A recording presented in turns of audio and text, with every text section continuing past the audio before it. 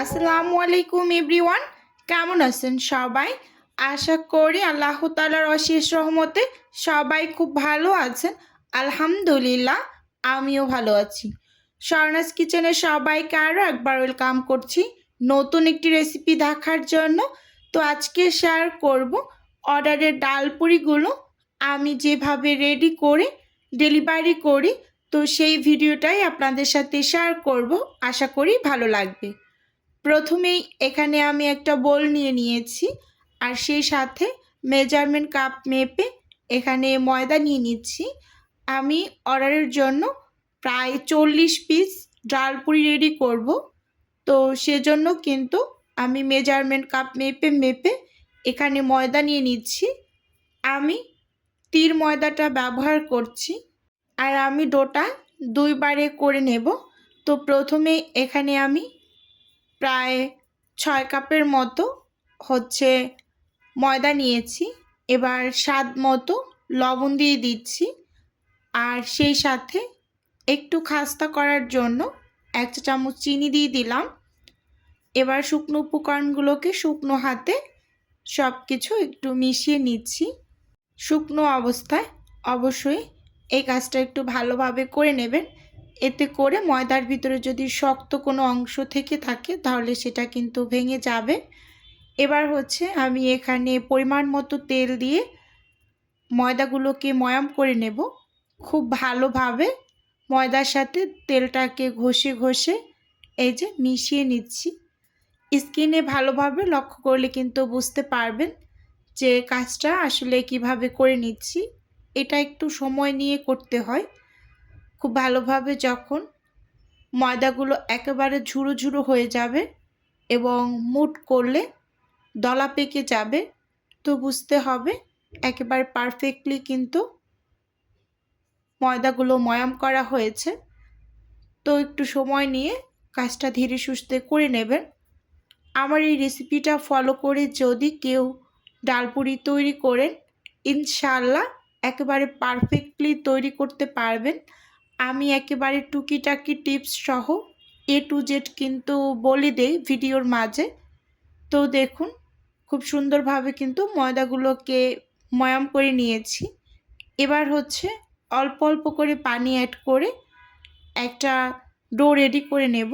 ডোটা কিন্তু অনেকটা নরম করে মেখে নেব না, একটু শক্ত টাইপের করে মেখে নেব। মানে পরোটার ডো যেরকম আমরা তৈরি করি ঠিক ওই রকমই একটা ডো রেডি করে নেব। আর পানিটাকে কিন্তু অল্প অল্প করেই মেশাতে হবে। একেবারে একসাথে পানি মেশাতে গেলে হবে কি অনেকটা পরিমাণ বেশি হয়ে যাবে, তো তখন ডোটা কিন্তু অনেকটাই নরম হয়ে যাবে। তো যখন আপনি পুরিগুলো বেলে নিতে যাবেন তখন কিন্তু বেলুনির সাথে লেগে লেগে আসবে, তো সেদিকে একটু লক্ষ্য রাখবেন। তো সেজন্য অবশ্যই অল্প অল্প পানি অ্যাড করে এই ডোটা রেডি করবেন।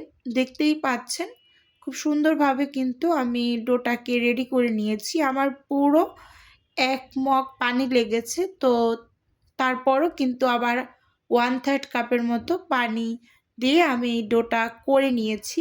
এই যে দেখুন, এবার আমি হাতে একেবারে সামান্য একটু তেল নিয়ে ডোটার উপরে লাগিয়ে তারপর আমি ঢাকনা দিয়ে ঢেকে ডোটাকে রেস্টে রেখে দিচ্ছি। আর এপাশে 1 কাপ ডাল আমি ভিজিয়ে রেখেছিলাম অফ স্কিনে। তো ডালগুলোকে খুব সুন্দরভাবে পরিষ্কার করে এবার প্যানে তুলে নিয়েছি। তো চুলোতে বসিয়ে দিয়েছি সেদ্ধ করার জন্য।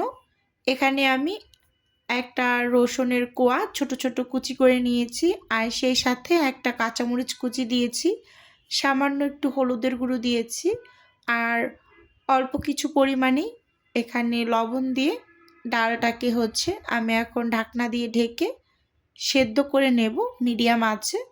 তো দেখুন, এই যে বলক চলে এসেছে আর এই যে ফেনা ফেনা হয়ে গিয়েছে। তো আমি ফেনাগুলোকে একটু তুলে নিচ্ছি। এই ফেনাগুলো অবশ্যই ফেলে দেবেন, কারণ এগুলো স্বাস্থ্যের জন্য ক্ষতিকর। তো অবশ্যই তুলে ফেলে দেবেন যথাসম্ভব পারা যায়। তো এবার ঢাকনা দিয়ে ঢেকে আমি ডালটাকে কিন্তু বেশ ভালোভাবেই সেদ্ধ করে নিয়েছি। এবার একটা ডাল ঘুটনি দিয়ে ঘুটে ডালগুলোকে একেবারে একটু গলিয়ে নেব।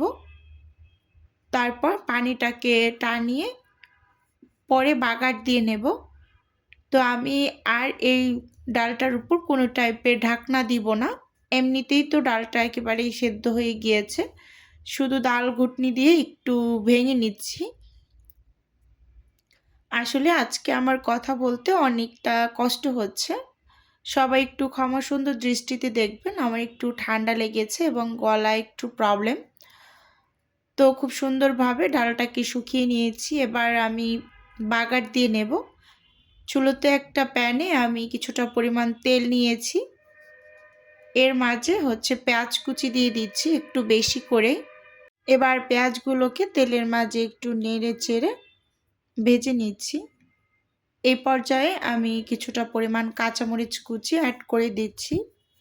এই ডাল পুরিগুলো যেই আন্টির ছিল, তো আন্টি কিন্তু বলে দিয়েছিল যে কাঁচামরিচ এবং শুকনো মরিচ দুইটাই ব্যবহার করার জন্য। আর একটা বক্সে, মানে আমি যেহেতু ডাল পুরি বক্সে দেই, তো একটা বক্সে ঝাল একটু কম দিতে বলেছে আর বাকিগুলোতে একটু বেশি ঝাল দিতে বলেছে। তো সেদিকটা একটু লক্ষ্য রাখছি। সেজন্য আমি প্রথমে কিছুটা পরিমাণ কাঁচামরিচ কুচি ভালোভাবে তেলের মাঝে ভেজে তো পেঁয়াজটাকে ব্রেস্তার মতো করে তো ডালগুলোকে দিয়ে দিয়েছি। তো দেখুন খুব সুন্দরভাবে কিন্তু নেড়ে চেড়ে আমি মিশিয়ে নিচ্ছি। তো এই পর্যায়ে এখানে আমি একটা স্বাদে ম্যাজিক মশলা দিয়ে দিলাম। এটা দিলে টেস্টটা অনেক অংশে বেড়ে যায়, আপনারা ট্রাই করতে পারেন। আশা করি আপনাদের কাছে ভালোই লাগবে। তো দেখুন খুব সুন্দরভাবে কিন্তু আমি মিশিয়ে নিয়েছি ডালের সাথে। এবার এখানে আমি কিছুটা পরিমাণ শুকনা মরিচ দিয়ে দিচ্ছি। অল্প কিছু দিয়ে দিলাম প্রথমে, পরে আবার একটু বেশি করে দেব, ডালটাকে ভাগ করে নেব দুইটা ভাগে। কারণ আন্টি একটায় ঝাল একটু কম দিতে বলেছে, একটা বক্সে, আরগুলোতে বেশি দিতে বলেছে। তো এই যে আমি দুইটা ভাগ করে একটা ভাগ আমি সাইডে রেখে আর একটা ভাগে কিন্তু আরও কিছুটা পরিমাণ মরিচ দিয়ে দিয়েছি। তো এবার সব কিছু খুব সুন্দরভাবে মিশিয়ে এবার দুইটাই কিন্তু ধনিয়া পাতা দিয়ে দিচ্ছি, ভাগে ভাগে করে নিচ্ছি। আমি সব সময় যে যেরকম বলে তো ওইরকম তৈরি করার ট্রাই করি তাদের মধ্যে করে, এবং জিজ্ঞেসও করে নেই যে ঝালটা কেমন হবে বা কি, সব কিছু বলে নেই, তাহলে সুবিধে হয় এবং তাদের মন মতো হয়। তো এই যে এখানে অফিস কিনে আমি লেচিগুলোকে কিন্তু করে নিয়েছি, কারণ অনেকটা তাড়াহুড়ার মধ্যে কাজ করতে হয়েছে। তো ক্যামেরা অন করে কাজ করলে অনেকটা সময় লাগে, তাই কিছু কাজ অফিস কিনে করে একটু এগিয়ে নিয়ে রাখছিলাম আর কি। এই যে এখানে আমি একটা লেচি নিয়ে তো লেচিটাকে কিন্তু হাত দিয়ে ঘুরিয়ে ঘুরিয়ে একটা বাটি শেপ করে নিচ্ছি। দেখুন চারপাশটা আমি একটু পাতলা করে মাঝখানটা ভারী করে রাখছি, ভালোভাবে লক্ষ্য করলে কিন্তু বুঝতে পারবেন। এবার যে ডালটা আমি সেদ্ধ করে পুরটা রেডি করেছি, তো সেখানে ছোট ছোট গোল্লা করে নিয়েছিলাম, তো সেটা কিছুটা পরিমাণ দিয়ে এই যে এরকম একেবারে রসগোল্লার মতো করে নিয়েছি। দেখতে একেবারে সত্যি কথা বলতে রসগোল্লার মতোই লাগে, কেউ যদি ভালোভাবে লক্ষ্য করেন বুঝতে পারবেন। তো আমার এরকম যখনই করি তো এভাবে করে তো আমি একটু রেস্ট রেখে দিই, তো আমার কাছে মনে হয় এগুলো সব রসগোল্লা বানিয়েছি এরকম হয় দেখতে। আর সবসময় চেষ্টা করবেন এই যে পুরটা যখনই আপনি ডোয়ের ভিতরে ভরবেন, তারপর এগুলোকে একটু রেস্টে রেখে দিতে। রেস্টে রেখে দিলে হয় কি এগুলো সেট হতে সময় পায়, এটাই। তো প্রথম অবস্থায় আমি এখানে কিছু লেচি একেবারে রেডি করে তারপর এখন এগুলোকে সাইডে ঢাকনা দিয়ে ঢেকে রেখে দেব। আবার ঢাকনা দিয়ে ঢাকা না দিলে কিন্তু উপরটা ড্রাই হয়ে যাবে, সেদিকেও কিন্তু লক্ষ্য রাখতে হবে, আপনাদের বলে দিলাম। তো দেখুন এখানে আমি একটা লেচি নিয়েছি, তো এবার শুকনো ময়দা ছিটিয়ে হালকা করে একটু এরকম চাপ দিয়ে তারপর আমি বেলুনি দিয়ে বেলে নেব। আর যারা মানে বেলুনি দিয়ে বেলতে চান না তারা হাত দিয়ে চেপে চেপে ছড়িয়ে নেবেন। মানে অনেকে হয় না যে ভয় লাগে বেলুনি দিয়ে মানে বেলতে গেলে যদি বের হয়ে যায়, অনেকেই বলে ভয় লাগে।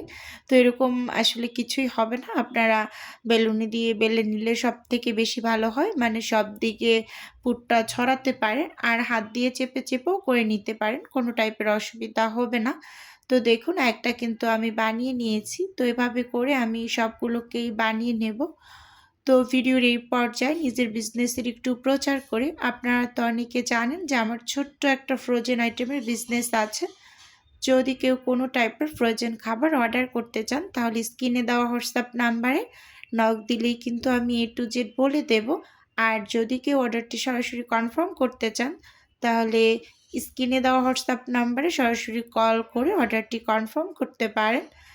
তো এখানে কিন্তু কথা বলতে বলতে বন্ধুরা আমি সবগুলো লেচি বেলে নিয়েছি।